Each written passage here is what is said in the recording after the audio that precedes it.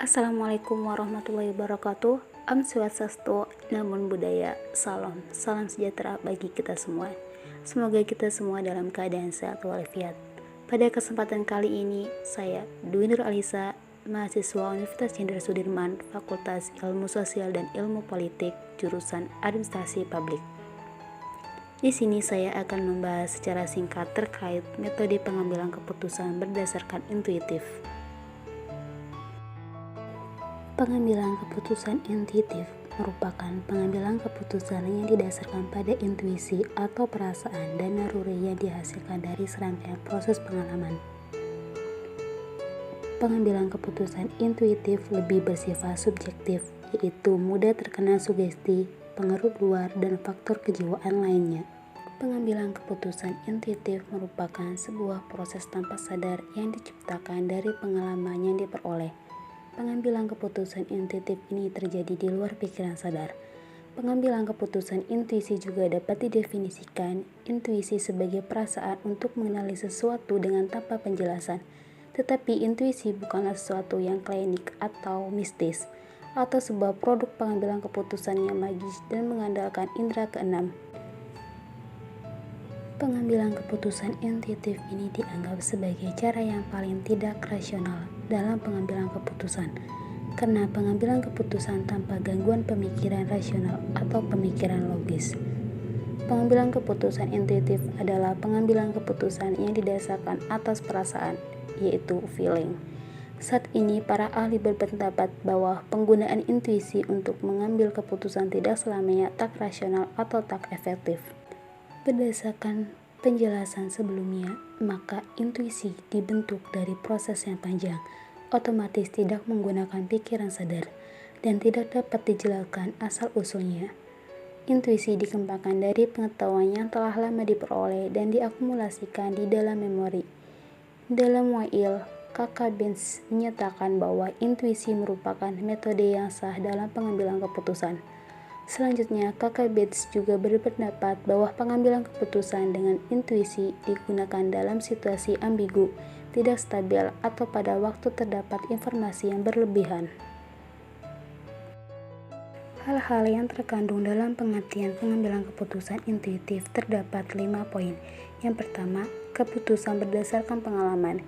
Yang kedua, keputusan berdasarkan nilai atau budaya etika. Yang ketiga, keputusan berdasarkan perasaan dan emosi. Yang keempat, keputusan berdasarkan keterampilan, pengetahuan, atau pelatihan. Yang kelima, keputusan berdasarkan pikiran bawah sadar. Para metode pengambilan keputusan intuitif: yang pertama, umumnya melengkapi analisis rasional. Kedua, tidak bergantung pada analisis masalah yang sistematis atau menyuruh. Ketiga, proses bawah sadar dalam membuat keputusan berdasarkan pengalaman dan penilaian yang terakumulasi. Proses metode keputusan intuitif. Input dari proses intuisi dikelola sangat kompleks yang menggunakan pengetahuan yang diperoleh dari hasil proses pengalaman dan pembelajaran yang telah berlangsung cukup lama dan telah diakumulasikan dalam memori. Pengelolaan input tersebut merupakan proses otomatis dengan tanpa menggunakan pikiran sadar.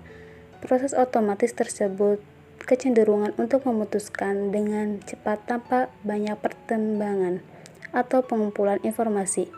Dari input dari proses tersebut diperoleh output berupa perasaan, yaitu feeling, sebagai dasar untuk mengembangkan intuisi.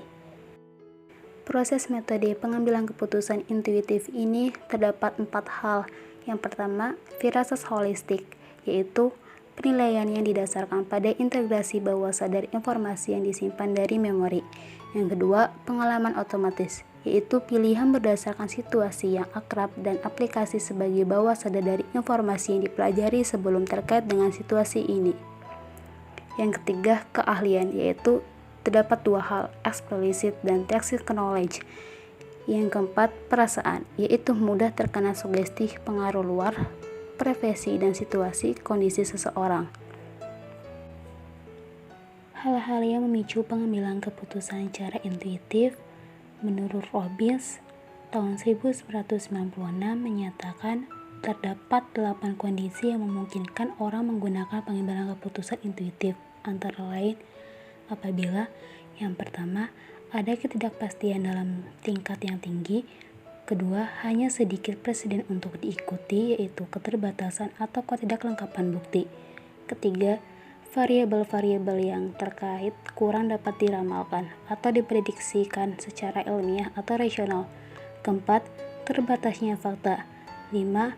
Fakta tidak jelas menunjukkan jalan untuk dituruti, yaitu tidak sepenuhnya fakta terkait dengan permasalahan. 6. Data analisis kurang berguna. 7. Terdapat beberapa alternatif yang masuk akal untuk dipilih di antaranya dengan solusi yang baik dan argumentatif yang baik untuk masing-masing. Dan ke-8, keterbatasan waktu dan ada tekanan untuk segera diambil keputusan yang tepat. Sedangkan secara umum, kondisi atau situasi yang memungkinkan menggunakan pengambilan keputusan intuitif, yang pertama, tujuannya tidak jelas. Kedua, ada tekanan waktu dan kelumpuhan analisis akan mahal. Ketiga, seorang pemimpin memiliki pengalaman dengan masalahnya. Faktor utama untuk meningkatkan intuisi dalam pengambilan keputusan intuitif diantaranya, yang pertama, menyiapkan kondisi fisik, yaitu intuisi akan dapat bekerja manakala badan sehat dengan perasaan tenang, senang, dan situasi yang nyaman. Sebaliknya, intuisi sulit timbul pada kondisi sakit, lelah, takut, dan perasaan negatif lainnya. Kedua, belajar. Belajar dapat dilakukan dengan mengikuti pelatihan, seminar, dan membaca buku, dan sebagainya. Dengan belajar, maka pengetahuan dan wawasan seseorang akan bertambah dan dapat meningkatkan kemampuan intuisi untuk memberikan menilai atas situasi yang terjadi. Ketiga, mengamati momen timbulnya intuisi. Momen timbulnya intuisi setiap orang tidak sama. Misalnya, ada yang momennya datangnya pada waktu sedang di kamar mandi, pada waktu di pantai, pada waktu menikmati musik, dan sebagainya. Untuk itu, setiap orang perlu mengobservasi momen-momen yang tepat bagi dirinya yang dapat memunculkan intuisi. Keempat, melatih diri. Melatih diri untuk berintuisi dengan cara memprediksi kemungkinan apa yang akan terjadi. Dapat juga berlatih dengan prediksi keadaan yang akan terjadi sesuai bidang profesi masing-masing. Selanjutnya, faktor-faktor pendukung untuk meningkatkan intuisi dalam pengambilan keputusan terdiri dari yang pertama, pengalaman. Pengalaman ini untuk diingat-ingat dalam memori, yang selanjutnya untuk membangkitkan intuisi dalam merespon kejadian-kejadian. Semakin luas pengalaman dalam pengambilan keputusan, semakin banyak pola yang akan dia kenali dan semakin banyak pola, semakin baik intuisinya. Terdapat hubungan erat antara pengalaman dengan intuisi. Semakin banyak pengalaman, semakin baik intuisi yang dihasilkan. Kedua, jaringan. Eksekusi membutuhkan jaringan untuk berbagai pengalaman dan mendengarkan bagaimana keputusan mereka telah diterima. Ketiga, kecerdasan emosional. Ahli saraf Joseph Ledoux telah membuktikan bahwa situasi ambigu di otak memori emosional mengkategorikan rangsangan dan memicu perilaku lebih cepat daripada proses kognitif. Dengan kata lain, emosi mendahului kognisi. Keempat, toleransi. Intuisi tumbuh paling baik di lingkungan di mana pengalaman positif dan negatif bisa didapat. Untuk manajemen puncak ini membutuhkan kemauan untuk mentoleran kesalahan. Kelima, keingintahuan. Meskipun ada tekanan karir, eksekutif senior tidak boleh mengekang mereka rasa ingin tahu. Ini adalah prasyarat untuk menemukan peluang baru. 6. Batasan seperti hal baik lainnya. Ketergantungan pada intuisi bisa dibawa ke ekstrim. Ditchell menyatakan, saya percaya pada intuisi hanya jika ada disiplin, tanggung jawab, dan profesional staff lainnya. Pembahasan selanjutnya yaitu faktor-faktor penghambat pengambilan keputusan intuitif. Menurut O'Kenneth tahun 2018, terdapat 3 faktor. Yang pertama, profitabilitas organisasi. Kedua, kinerja. Ketiga, kualitas pengambilan keputusan. Keuntungan metode pengambilan keputusan intuitif terdiri dari yang pertama, pengambilan keputusan oleh satu pihak sehingga mudah untuk memutuskan. Kedua, keputusan intuitif lebih tepat untuk masalah-masalah yang bersifat kemanusiaan.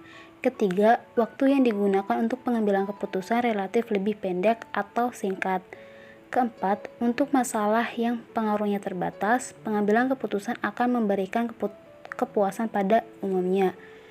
Dan yang terakhir, kemampuan pengambilan keputusan dari pengambilan keputusan itu sangat berperan, dari itu perlu dimanfaatkan dengan baik.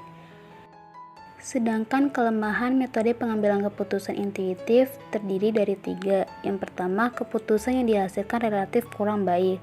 Kedua, sulit mencari alat pembandingnya sehingga sulit diukur kebenaran dan keabsahannya.